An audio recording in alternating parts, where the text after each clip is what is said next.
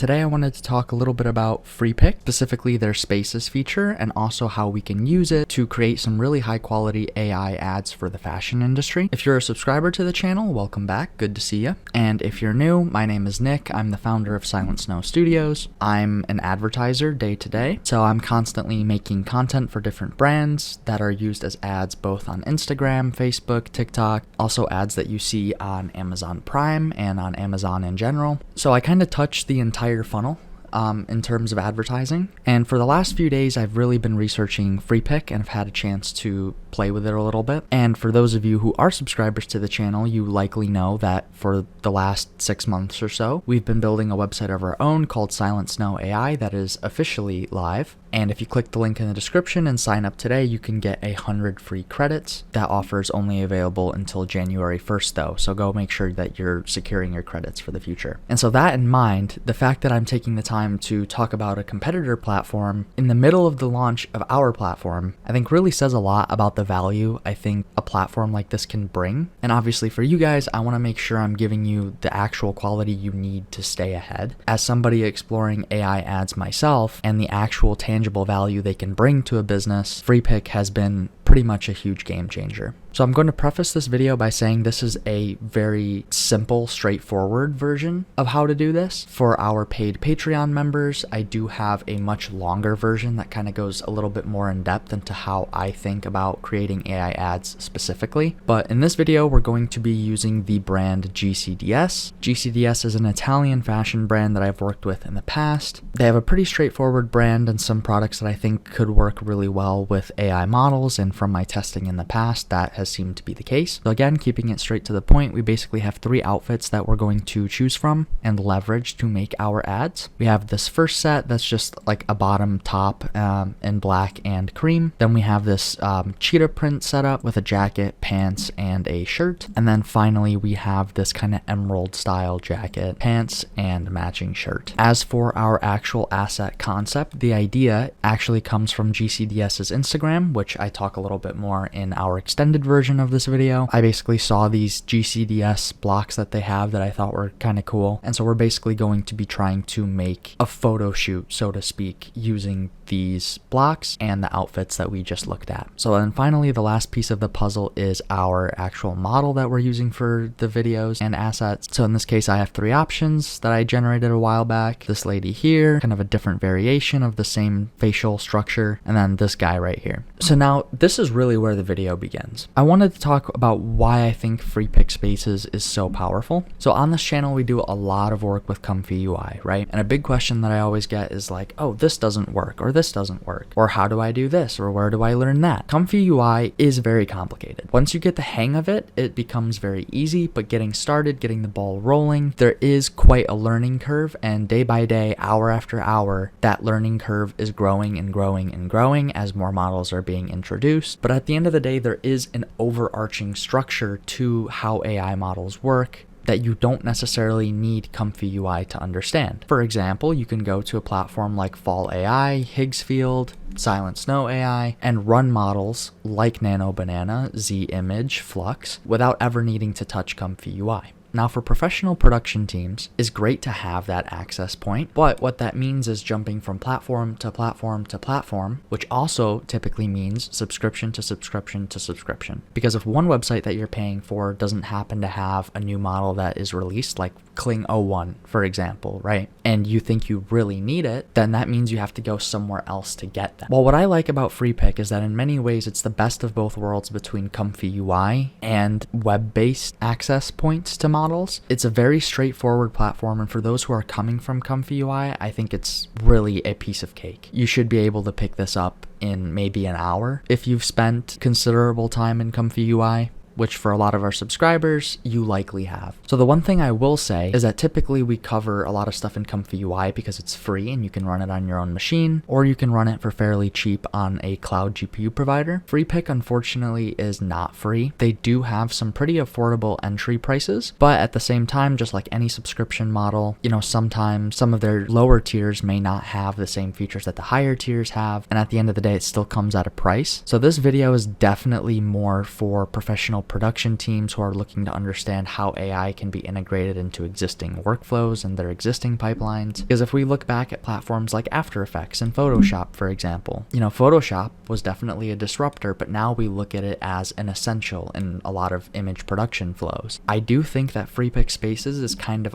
onto that trend a little bit. I think there is still a lot of stuff missing given that this is a beta feature, but in the long run I could certainly see this type of functionality and higher level generation being used as some sort of standalone software. Alright, well that's enough on the philosophy side. We can go ahead and get started. So the very first thing that I want to do is load up the image of our character that we want to use as our model, and then also these blocks. Reason being that we're going to be using Nano Banana Pro for this tutorial, mostly because it's just the best model out there. On Freepik, with the tier that we are currently subscribed to, we get unlimited Nano Banana Pro for free. Now there are a lot of platforms out there that have that offer. I personally would definitely recommend taking advantage of it if you are generating a ton of images. Now the one thing to keep in mind though, don't base your subscription purpose solely off of the platform having Nano Banana Pro for free, because as we've seen with the AI space and how quickly it develops, there's a very real chance that we will see models that well exceed Nano Banana Pro and Seedream 4.5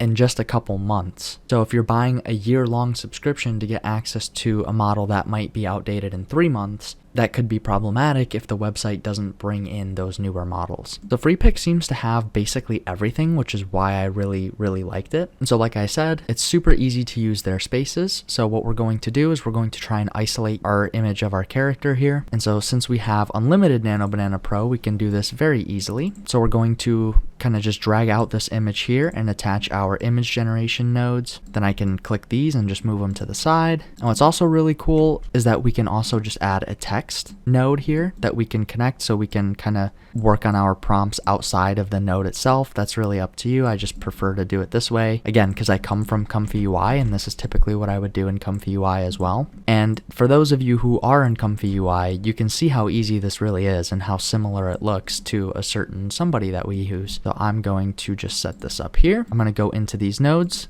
We can take a look at all the models that they have here. And coming back to what I was saying about how Freepik helps us understand the AI market broadly, we can see that their models are auto-filtered to the setup that I have here. So for example, if a model can't use a reference image, then those models aren't listed here because we already have our reference image hooked up. So it just saves you a lot of research for those of us who are still getting started in the AI space, as there are a ton of models out there and not all of them perform exactly the same way. So this just really kind of saves you some time. So we can see Flux 2, the Pro model and the Flex model, which is cool. Both Nano Bananas, both Seedream models are in here as well. Like I said, it's going to take a little bit longer, but we're going to go with Nano Banana Pro on both of these. Now see, the one thing I don't like, and maybe I just need to click auto here, is that you can't match to your specific image resolution. And now I don't think you can do this in ComfyUI either with the API node. So it's not so much like a Freepik limitation as it is a Google API limitation maybe, but it would be really nice if I could, basically just say maintain the same ratio even if it's not the exact pixel count, which, I mean, it is likely in here. It looks like 9:16, so. And so now what we're going to do, so I'm actually going to disconnect this, and we're going to do basically a chain of generations. So basically what we're going to do is we're first going to ask Nano Banana to put the woman on a white studio background facing the camera like an upper body portrait photograph, and then we're going to take that same image and pass it to another Nano Banana instance where we basically ask Nano Banana to turn the image into a full body shot. So then we'll double check our nodes, make sure we're set to 9:16 in each. We'll keep it at 2K, and then we'll go ahead and run from here. And so now you can see it's basically just going to run this for you. So what's really cool about Freepik is that you could basically make a really complicated chain of nodes and generations and pretty much create an entire ad storyboard, for example, or even a fully finished ad with videos generated and everything all in one place from the click of one button. And even in ComfyUI, you can't necessarily do that. I mean, something like this, for example, would be very easy to make. In fact, it's even easier in ComfyUI. It's only 3 nodes total. Okay, great. So now we can see our first image came back, and that looks really good. So we can double click this to expand it and take a look further. And for the subs who came from Real Skin workflows, it's looking pretty good. I'm thinking there might be a way to integrate Nano Banana into some skin refiner workflows. Haven't tested it yet, but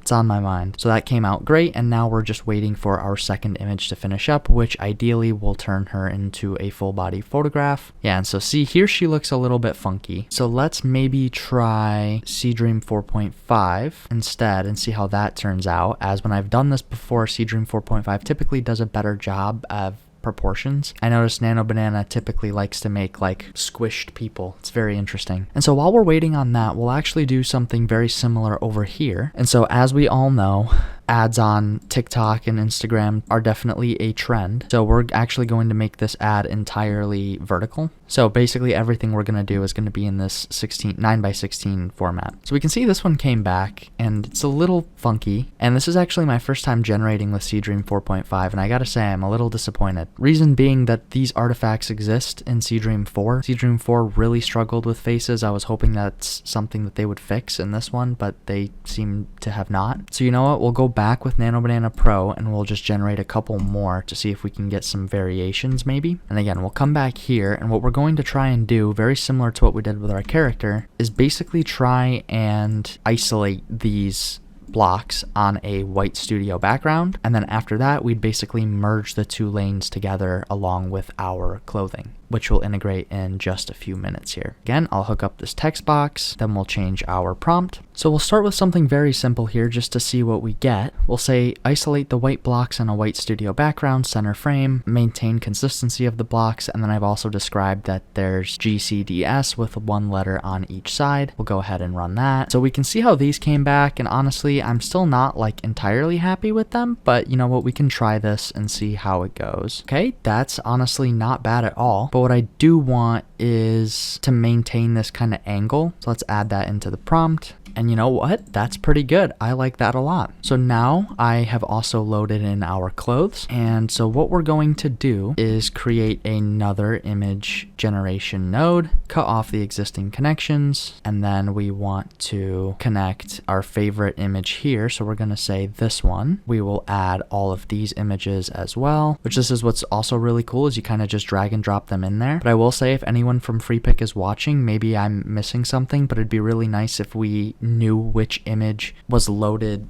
in which way. What I mean by that is, like, which image would we refer to as image 1? Which would we refer to as image 2? Because obviously we're loading 4 different images in here. So I just want to make sure that in our prompt, we can also describe each image to the model so it understands exactly what we're referring to. And without understanding which image is which, when being passed to the model, there's really no way to do that. So that would be pretty nice, but we can try it anyways and see how we do. So then again, we'll add another text node. We will plug it in here, and you can see how easy this is, right? Like it's very, very simple, very straightforward. And we will just say, change the woman's outfit to the outfit provided in the attached images from the Italian fashion brand GCDS. And then I basically go on to describe each piece of clothing. And so again, we will go ahead and run this. And so another thing that we can also do, if we don't want to generate our own prompts, we can use their assistant. And so here's where we can put in our details. So we'll load all of our images in here. And so you can see that all the images are loaded. And so if we run this, we'll see that we get a prompt back in just a second. In the meantime, we can take a look at this result, and you know, that looks pretty good. I like this a lot. I think we can definitely move forward with that. But you know what? Let's also try it now with the GPT generated prompt. Run this one more time. But so now you can kind of start to see the process, right? And how we're building this out. And what I think is really cool about this is that once we get deeper into this production workflow, right, we can just go back and make tweaks along the way that we can then integrate back to where we are. So for example, our next step is to now integrate the image with her wearing the brand's clothing along with our set. But let's say we want to go back later and maybe change our model, right? Well, we could run this exact same process by just switching out this image and running the rest. And the best part is all of this is saved into your history so you can see everything. And oh boy, we can see that the assistant prompt definitely was not what we were looking for. Although this isn't bad either, actually. It did a pretty good job with the brand all around and keeping the product consistent, and same with the character. So, but yeah, we definitely want to move forward with this image, so we can just go back here, and now we can set up yet another image generator node, load our first image, load the image of our set. We'll move this out here. Again, very reminiscent of ComfyUI. So even though the assistant didn't work the first time here, we're going to try this again. You can also see when you copy and paste nodes that the existing connection connections of that node get copied over, which I see why they did that. It's a little bit frustrating, but I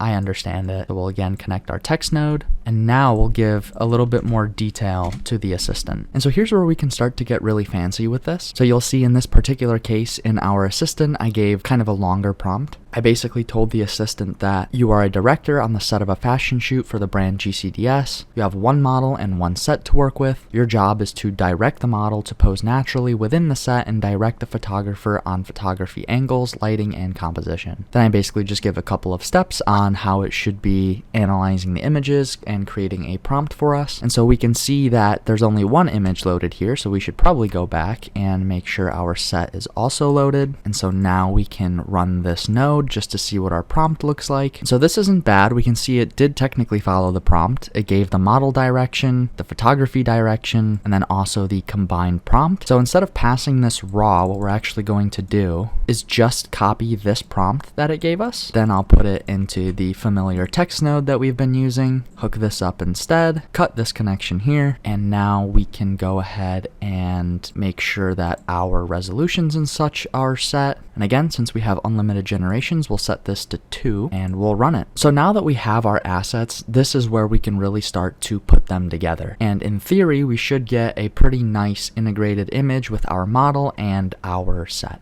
Okay, so we can see that we got 2 images back. Not exactly what we were looking for, but honestly, these still work, I think. We can take a closer look at this one. Product looks good, the jacket looks correct, the shirt underneath looks correct, the model also still looks correct. Again, proportionally, like she looks kind of small. I think that could be fixed if we went back here and maybe give some more detail on the size of our character or maybe her body shape. But honestly, like even this still works, I think. The one thing though is that we're obviously not getting our set in here. I don't mind these images, so I'm going to move them to the side. And again, these are all saved in your history and you can download them straight from here if you wanted to. I typically like to wait until the end, so I'm not going to download anything right now. We'll keep these image connections, we'll just cut the prompt, and we are actually going to just write our own prompt for this one. Okay, so for a custom prompt, we'll say the model is sitting on the ground in front of the GCDS white boxes. She sits flat on her butt with legs extended outward to the right of the frame. She is leaning back on the blocks with her arms extended above her head. She's looking at the camera with an intense yet neutral, nonchalant expression. Maintain consistency of the character and set. Again, we'll go ahead and run this. So you can see now how the process works, right? So there's really a part 1 where we're developing our assets that we want to use for the actual shoot, getting our reference images to create our final images. And then here in the second section is where we're really diving deeper, creating different poses, different environments, which then from this point we can further pass to video models. And you know, this is me building it on the fly, but in theory with these assistants and the text nodes, you could make this a lot bigger and a lot more automated. For example, for seasonal products, you could definitely make a workflow that has kind of this default assistant prompt that takes a loaded image,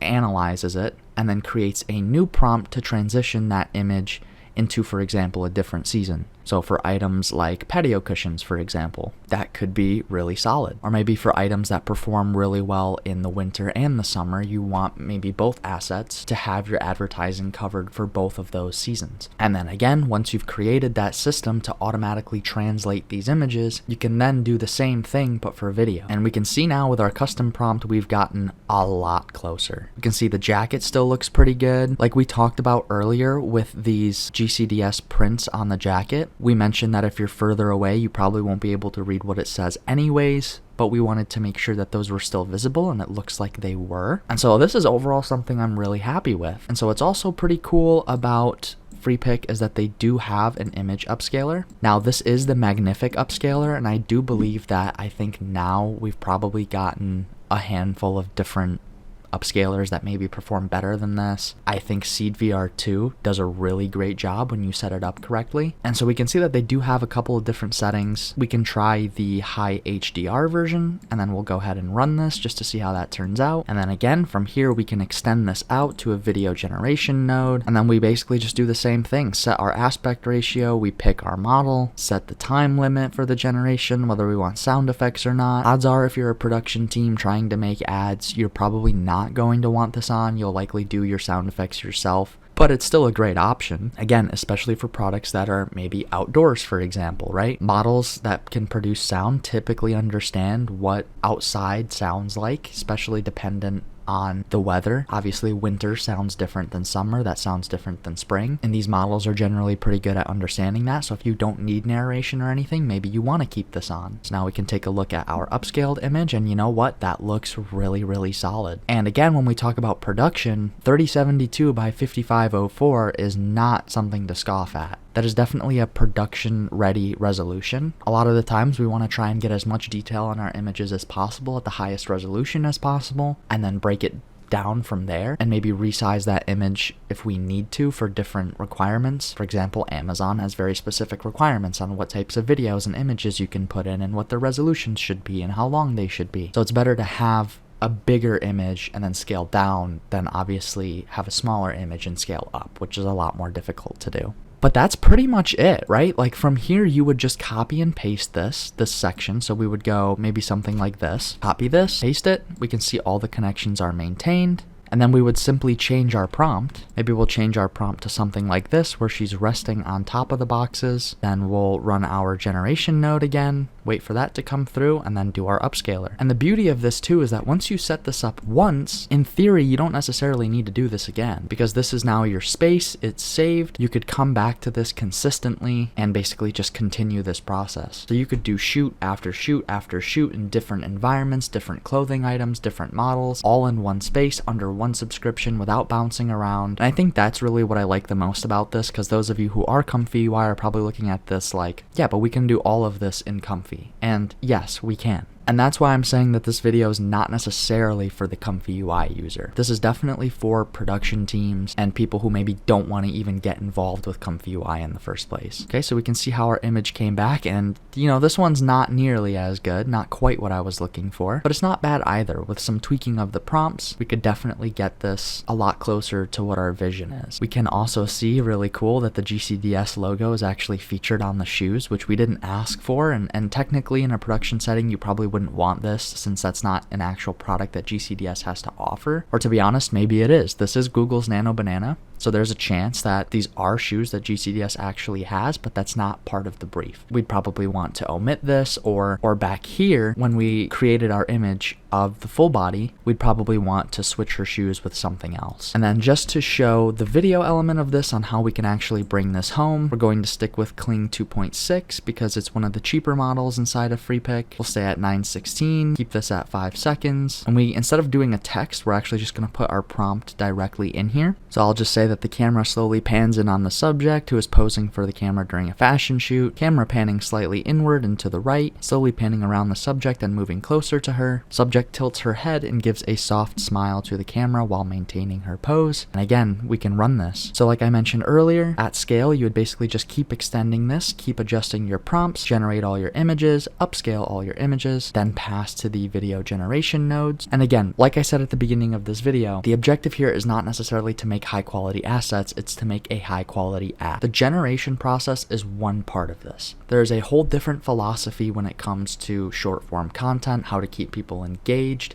how to grab their attention right out of the gate and maintain it. So once we've generated our assets, from this point it becomes post-production. How do we put these clips together in such a way that accurately represents the product, accurately represents the brand, and keeps people's attention throughout the duration of the video, which ultimately should result in a click to the website or whatever landing page you're promoting with your ad. Alright, so we can see our video came through, and like that looks really solid, right? Definitely usable within an actual finalized video, because when we talk about AI and how to use it in a convincing way, a lot of it doesn't even happen in the models themselves. A lot of it happens at the editing process. It's how you combine your clips in a way that feels natural. You know, this video alone, if we were to go and to post it, there's a kind of high likely chance that somebody would call out, oh, that's definitely AI, right? But if we were to take this clip combined with, you know, maybe a clip of this image, then maybe another one with a different model that we looked at in a different outfit, maybe some closer up angles on the actual product itself, you combine all that together and you have a really cohesive ad that doesn't feel like it was made by AI, rather it was made in tandem with it, guided by human experience. And at the end of the day, that's how we should be using these tools. And that's what I really like about Freepik, is that it doesn't take the power out of the hand of the creator or the production team. In fact, it only elevates it, makes it easier to understand the AI space in general, and fits pretty seamlessly with existing production pipelines. Because if we think about it, this step basically replaces the actual shoot day, right? So instead of going to a location, getting all these clothes ordered, getting them pressed, getting them cleaned, getting the models organized, finding the venue, getting these blocks ready and buying them, this substitutes all of that, lets you generate your footage synthetically. But again, there's still a ton of work that comes